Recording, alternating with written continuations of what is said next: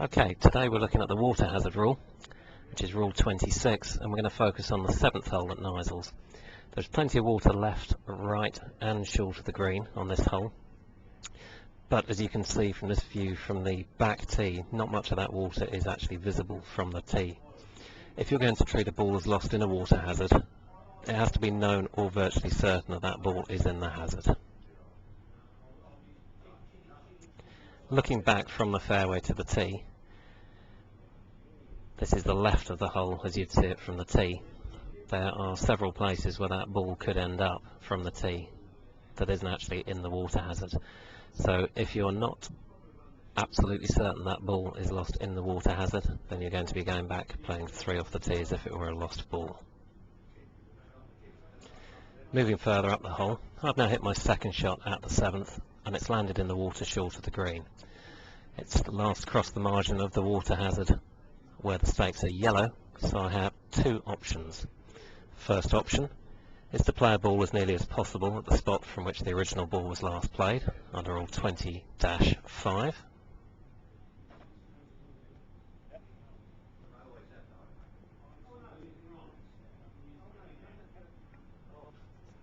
My second option, where the ball last crossed the margin of a hazard marked with yellow stakes, is to drop a ball behind the water hazard, keeping the point at which the original ball last crossed the margin of the water hazard directly between the hole and the spot on which the ball is dropped, with no limit to how far behind the water hazard the ball may be dropped.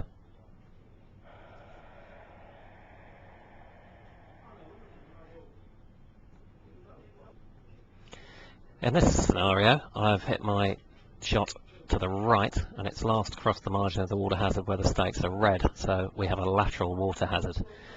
When your ball last crosses the margin of a lateral water hazard, you have an additional option, and that is to drop the ball outside the water hazard within 2 club lengths of and not nearer the hole than firstly the point where the original ball last crossed the margin of the water hazard, or secondly on a point on the opposite margin of the water hazard equidistant from the hole. So this is the first option. Measuring out my 2 club lengths, marking it with the T-peg for reference, and dropping the ball within those 2 club lengths. And that ball may roll up to a further 2 club lengths from where it's touched the ground when you first drop it. On the 7th hole, and indeed the 2nd hole at Kneisels, there is a lateral water hazard behind the green, which, depending on flag position, makes it very difficult to drop within 2 club lengths of where it last crossed that margin of the water hazard.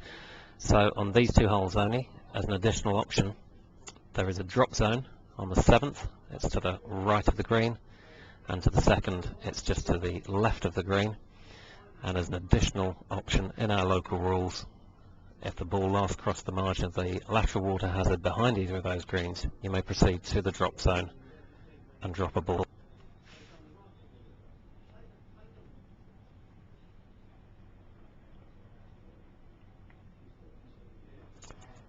So there we have a little bit of coverage of rule 26, the water hazard rule. I hope that's helped.